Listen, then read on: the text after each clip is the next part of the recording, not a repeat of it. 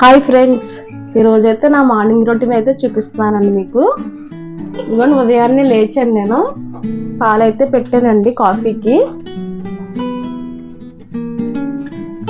పాలు పెట్టానండి.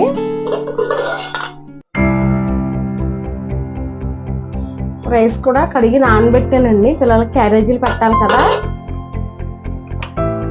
ఈరోజు కర్రీ అయితే శనగపప్పు, కొబ్బరి అయితే ఫ్రై చేస్తానండి. శనగపప్పులో కొంచెం పసుపు వేసుకుని విజిల్లో వేస్తానండి, ఉడికించాలి బాగా.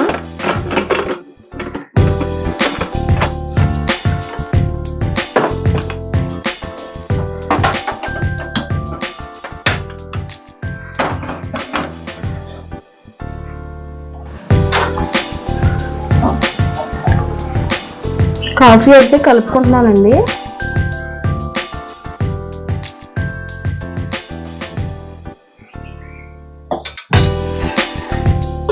అదే పొయ్యి మీద రైస్ అయితే పెట్టేస్తున్నాను.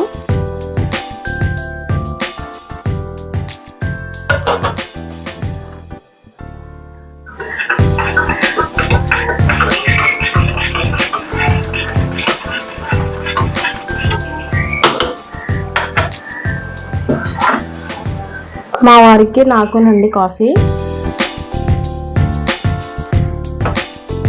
ఇదిగోండి కాఫీ. కొబ్బరి ముక్కలు అయితే మిక్సీలో వేస్తున్నానండి. శనగపప్పు కొబ్బరికాయ చేస్తున్నాను అన్నాను కదా.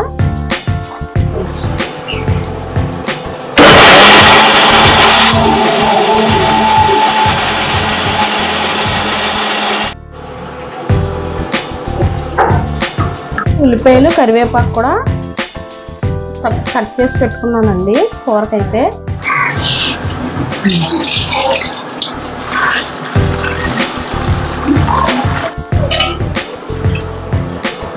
ఈ కూరకైతే నేను కారం వాడనండి, పచ్చిమిరపకాయలతోనే వండుతాను, బాగుంటుంది టేస్ట్.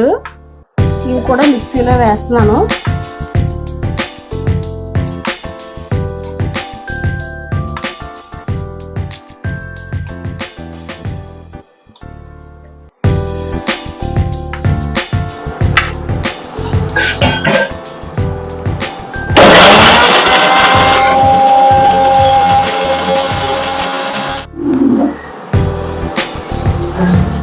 అన్నం కూడా ఉడికిపోతుంది.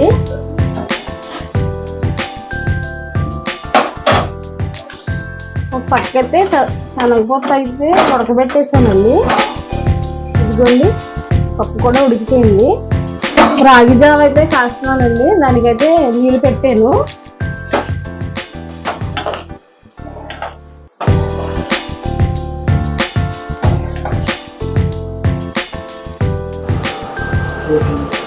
రాగి పిండి వేస్తున్నానండి. ఇది వాటర్లో కలుపుకుని ఆ నీరు వేడిన తర్వాత అందులో వేయాలన్నమాట. చూసారా, మా కుండీలో మెంతికూర అయితే వచ్చిందండి. చక్కగా మెంతులు నానబెట్టి సరదాగా వేసాము, వస్తుందో రాదని, కానీ చాలా బాగా వచ్చిందండి. చూసారా, చాలా ఫ్రెష్గా కూడా ఉంది. నీళ్ళు అయితే మరిగిపోయినాయండి. ఇది వేసేస్తాను. రాగి పిండి కలిపి పెట్టాను కదండి, అది.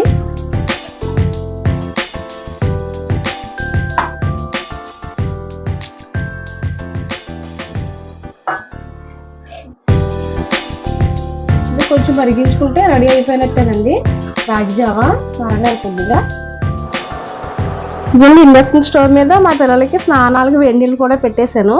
స్కూల్ టైం అయిపోతుంది కదండి. కూర అయితే వండుతున్నానండి. అది కాగిన తర్వాత ఆయిల్ వేస్తాను. కూరకు సరిపడా ఆయిల్ వేస్తున్నానండి. ఆవాలు, జీలకర్ర,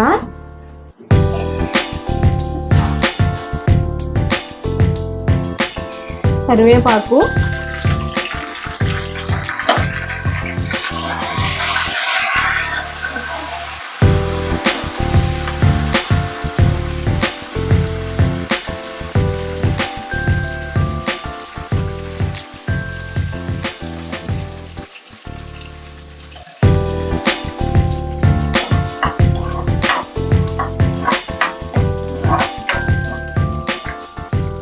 అయితే ఉల్లిపాయలు వేస్తున్నానండి.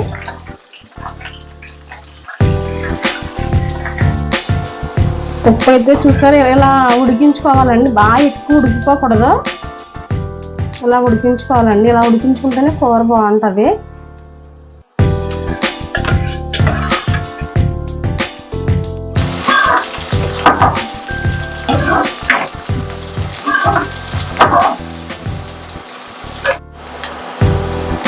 కూరకు సరిపడా సాల్ట్,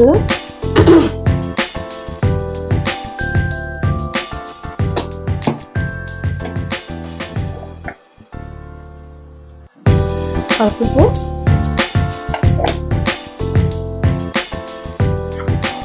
బాగా కలపాలండి.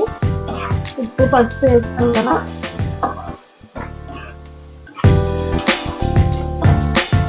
ఈ కూరకైతే మనం కారం వాడట్లేదండి, ఓన్లీ పచ్చిమిరపకాయల పేస్టే వేస్తున్నాను. చాలా బాగుంటుందండి టేస్ట్. ఉల్లిపాయలు వేగిపోయినాయండి. శనగపప్పు అయితే వేసేస్తున్నాను.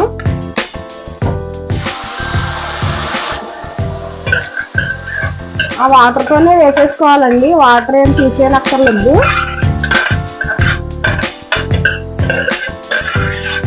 కాసేపు ఇలా వేగనివ్వాలండి.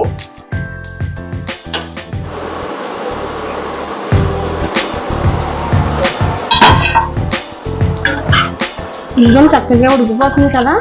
ఇప్పుడు ఇందులో కొబ్బరి వేసేద్దామండి, కొబ్బరి కూర, పచ్చిమిరపకాయల పేస్ట్,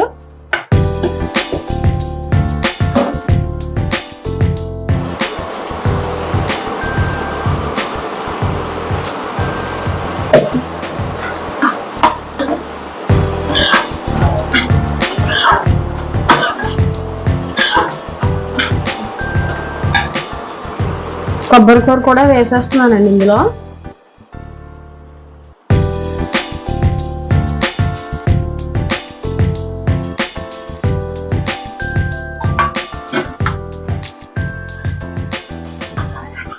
అన్నీ కలిసేలా కలిపేసుకుని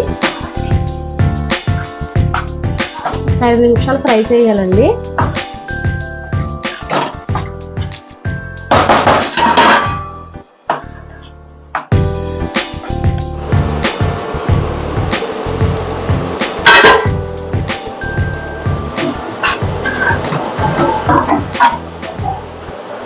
కూర అయితే అయిపోయిందండి, చూసారా బాగా దగ్గరికి అయిపోయింది, చక్కగా ఉంది కలర్ కూడాను. మనం పచ్చిమిరపకాయలు పేస్ట్ చేస్తాం కదండి, చాలా బాగుంటుందండి టేస్ట్. మీరు కూడా ట్రై చేయండి. నేను టిఫిన్కి ఇడ్లీ అయితే వేస్తున్నానండి. అది ఎలా వేస్తున్నానంటే అందరూ రొటీన్గా వేస్తారు కదండి, అటువంటి ఇడ్లీ బాక్స్ నా దగ్గర కూడా ఉంది. ఇదిగోండి, నా దగ్గర కూడా ఉందండి, నేను ఇందులోనే వేసేదాన్ని, కానీ కొంచెం డిఫరెంట్గా వేస్తున్నాను అన్నమాట. డిఫరెంట్గా వేస్తున్నానండి. ముందుగా కుక్కర్లో స్టాండ్ వాటర్ వేసి కొంచెం హీట్ చేయాలండి.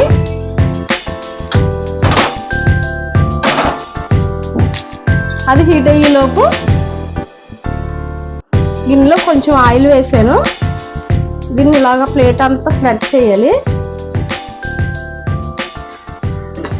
ఈ ఇడ్లీ పిండి ఇందులో వేసేసుకోవడమేనండి, చాలా బాగుంటుంది ఇలా చేస్తే. ఓకే, ఇడ్లీ ముగ్గురు అలా తినేయచ్చండి.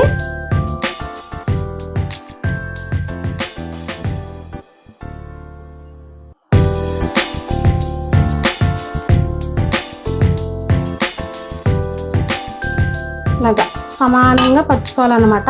ఇటైతే అయిందండి, పొగలు వస్తున్నాయి చూసారా. దీన్ని ఇలా పెట్టేసి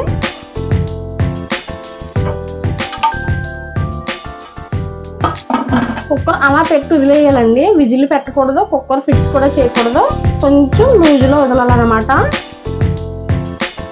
ఇడ్లీ కూడా అయిపోయిందండి, స్టవ్ అయితే కట్టేసాను. ఇదిగోండి చూసారా,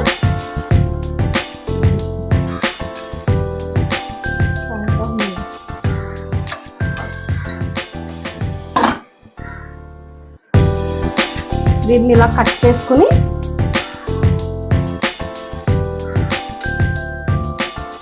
ఇలా ముక్కల కింద కట్ చేసుకుని ఎవరికి ఎన్ని కావాలో అన్ని వేసుకోవడమేనండి. చాలా బాగుంటుంది అలా అయితే ఇడ్లీ.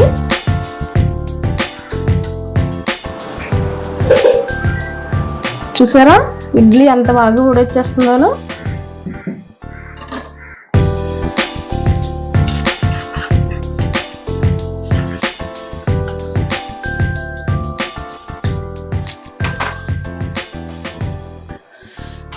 కాలిపోతుందండి.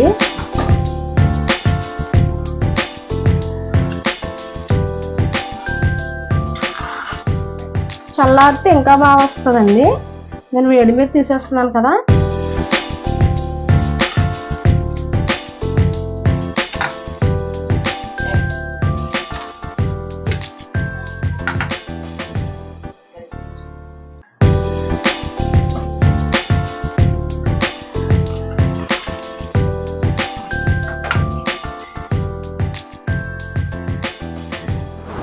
ఇదిగోండి గిన్నె ఇడ్లీలు అయితే రెడీ అయిపోయినాయండి.